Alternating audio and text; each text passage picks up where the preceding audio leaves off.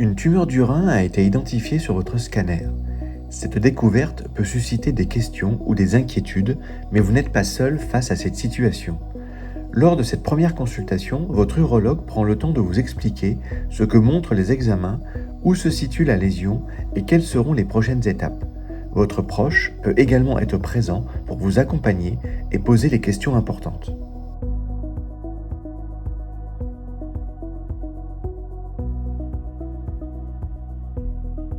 Le scanner permet de localiser précisément la tumeur dans le rein. Dans certaines situations, un modèle en 3 dimensions aide également l'équipe à mieux visualiser les vaisseaux, les voies urinaires et les tissus à préserver. Ces images servent à préparer une stratégie adaptée à votre anatomie. Elles permettent d'anticiper l'intervention avec précision et de discuter avec vous du traitement le plus approprié à votre situation.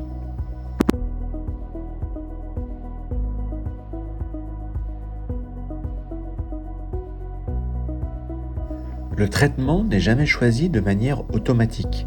Plusieurs éléments sont pris en compte: la taille et la position de la tumeur, le fonctionnement de vos reins, votre état de santé général et vos priorités personnelles. Selon les situations, une surveillance, un traitement local, une néphrectomie partielle ou une néphrectomie totale peuvent être proposés. Cette décision est discutée avec vous de façon individualisée et réfléchie. Lorsque cela est possible, l'objectif est de retirer uniquement la tumeur en conservant le reste du rein. C'est ce que l'on appelle une néphrectomie partielle. Le chirurgien enlève la zone malade avec une marge de sécurité, puis referme le rein.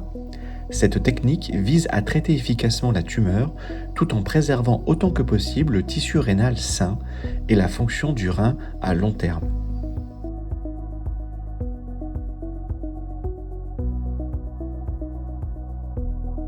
Parfois, conserver le rein n'est pas la solution la plus sûre.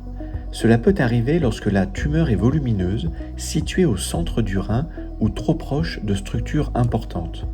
Dans ce cas, une néphrectomie totale peut être proposée. Le rein malade est retiré alors entièrement. L'autre rein peut souvent assurer la fonction rénale. Après l'intervention, cette fonction reste surveillée régulièrement par l'équipe médicale. Avant l'opération, une consultation d'anesthésie et un bilan préopératoire sont organisés. L'objectif est de préparer l'intervention dans les meilleures conditions possibles.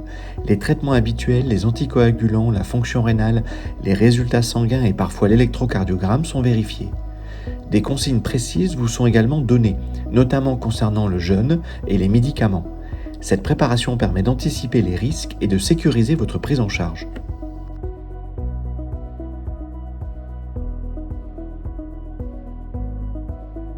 Le jour de l'hospitalisation, vous êtes accueilli dans le service d'urologie par l'équipe soignante.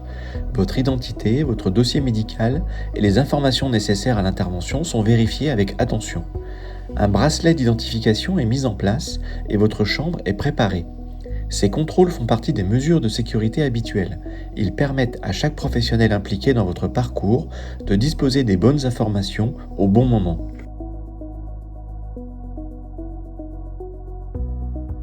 Au bloc opératoire, la chirurgie robot-assistée permet au chirurgien de réaliser des gestes précis et contrôlés.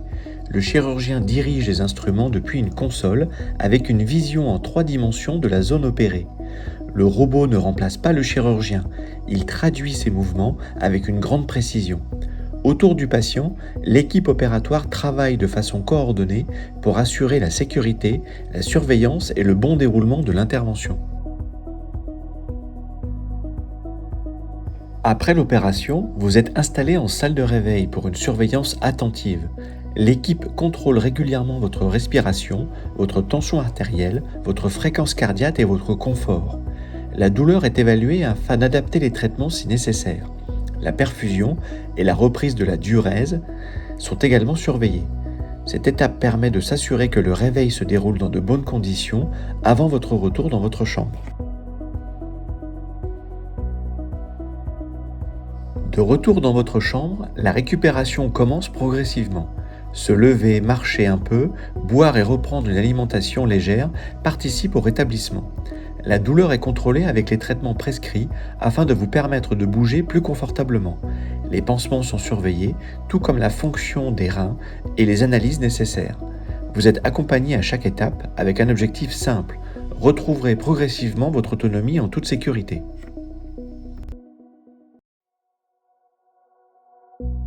Avant votre sortie, l'équipe vous remet des consignes personnalisées pour organiser le retour à domicile.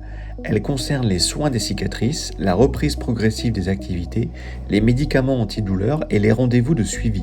Vous recevez aussi les signes qui doivent vous amener à contacter l'équipe, comme une fièvre, une douleur inhabituelle ou un problème de cicatrice. Un numéro de contact est prévu pour répondre à vos questions après votre retour. Après le traitement, le suivi se poursuit de manière personnalisée. Les résultats de l'analyse de la tumeur vous sont expliqués, puis un calendrier de surveillance est établi.